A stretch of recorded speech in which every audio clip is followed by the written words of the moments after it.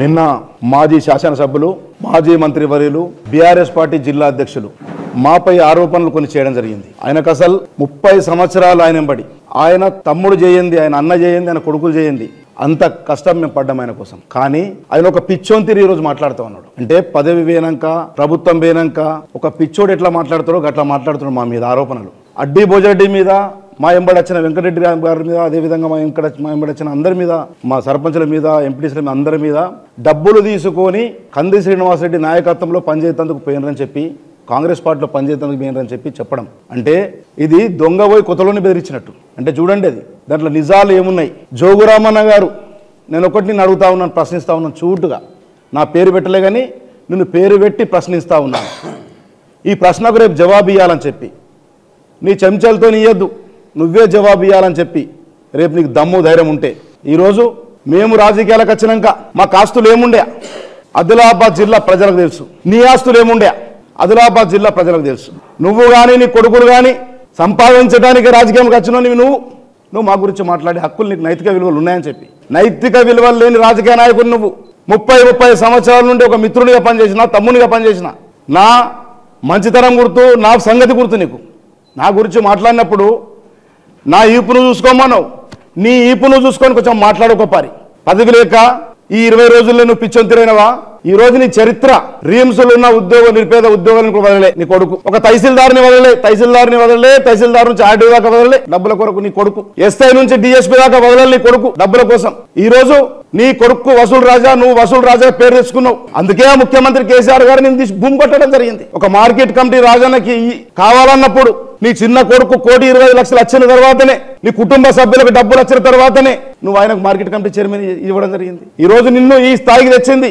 6 సార్లు నువ్వు పోటీ చేస్తే 6 సార్లు నీకు మద్దతు ఇచ్చినాం, 4 సార్లు గెలిచినావు, మంత్రి అయినావు. మా అందరి పుణ్యంతోనే, నిన్న ఎవరైతే మా పార్టీలో కాంగ్రెస్ పార్టీలో జాయిన్ అయినారో వాళ్ళ పుణ్యంతో నువ్వు అయినావు. మేము ప్రశ్నిస్తా ఉన్నాం. నీ గురించి చెప్తా పోతే, నీ గురించి చదువుతా పోతే ఎంత చెప్పినా ఆదిలాబాద్ లో పడదు నీ గురించి. ఈ రోజు ఒక జనరల్ సీటు, మున్సిపల్ సీట్ వస్తే ఆదిలాబాద్ లో అది నీ కొడుకు ఇచ్చేదా?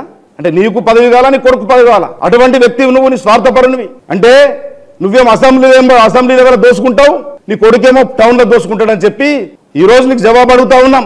రీమ్స్ల ఉద్యోగాల తాట ఏ ఉద్యోగం ఇచ్చినా 1,00,000 రూపాయలు తీసుకున్నావు, ఏ ఎస్ఐని తీసుకురావాలన్నా 3 లక్షలు తీసుకున్నావు, ఏ సీఏని తీసుకురావాలన్నా 5 లక్షలు తీసుకున్నావు, ఒక డిఎస్పీని తీసుకురావాలన్నా 15 లక్షలు తీసుకున్నావు.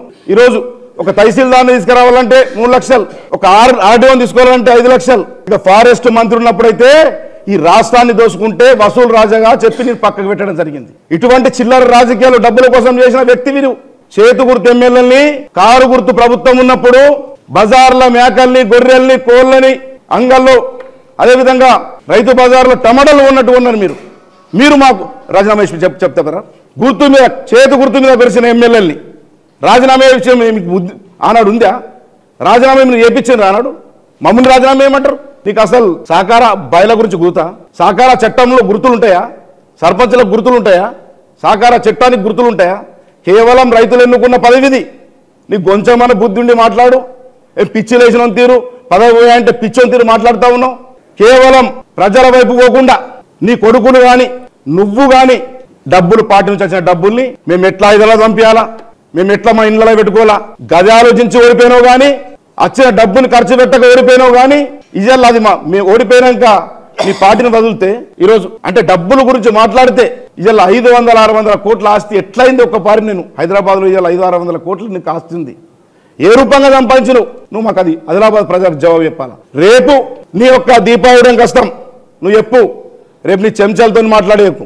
చెంచాలతో మాట్లాడితే ఒప్పుకోము. దమ్ము ధైర్యం ఉంటే అడ్డీ భోజరైనట్టు ఉన్నాడు. మొన్నటి నుంచి నువ్వు నన్ను తీస్తా, నా ఫ్యాక్స్లో అవిశ్వాసం పెట్టి తీస్తా అంటున్నావట. నీ తాట ధైర్యం ఉంటే తీయు. పోస్టుల కోసం ఆశించలే. 20 ఏళ్ళు ఏ పోస్ట్ లేకున్నా, అధికారం ఉన్నా లేకున్నా ఏంబడున్నాం. నీ తాట రూపాయి దిక్కులేని నన్ను ఏంబడున్నాం. అంతా మేము కలిసి, మా టీం కలిసి నిన్ను ఈడికి తెచ్చింది, మంత్రి దాకా తెచ్చింది. ఆదిలాబాద్ ప్రజలు నిన్న భోజిరెడ్డిని తిట్టినాడే నువ్వెంత నీచిను అని ఆదిలాబాద్ ప్రజలు అనుకుంటున్నారు. నువ్వు చెప్తావు పార్టీ మారుడు, నాకు చెప్తావు పార్టీ మారుడు. టీఆర్ఎస్లో మారతందుకు టీడీపీ నుంచి ఆనాడు కేటీఆర్ గారితో 2 కోట్లు ఇస్తేనే నేను జైన్ అవుతా, లేకుంటే జైన్ కానన్న వ్యక్తివి నువ్వు మాకు నీ చరిత్ర చెప్తావా? ఈ ఎన్నికలు, పెయిన్ ఎన్నికల్లో కూడా మొత్తం డబ్బులు నీకు 2 కొడుకులు నువ్వే పంచుకున్నారు. నువ్వు ఎట్లా డబ్బు సంపాదించినావు, నీ చరిత్రను రేపు మొత్తం మేము రేపటి నుంచి స్టార్ట్ చేస్తాం. వారం రోజుల దాకా నీ చరిత్ర పూర రాస్తాం. Episode 1, episode 2, episode 3 Ramayanam Mahabharat రాసినట్టు నీ చరిత్రను రాస్తాం. మమ్మల్ని కానీ మా కాంగ్రెస్ పార్టీని కానీ మనం మా ఎంబడి వచ్చిన వాళ్ళని కానీ నువ్వు టచ్ చేస్తే నీ కరెంటు షాకులు తగులుతాయి బిడ్డ. రేపు నువ్వు నీ హనుమాన్ గుడికి వస్తా అని చెప్పు. నువ్వు ఏ సమయం అన్నయ్యు నీ చెంచలతో నీకు నువ్వే మాట్లాడు. నీ తోటి ధైర్యం ఉంటే రేపు నీ హనుమాన్ గుడికి నీ దీపావళికి వస్తాం.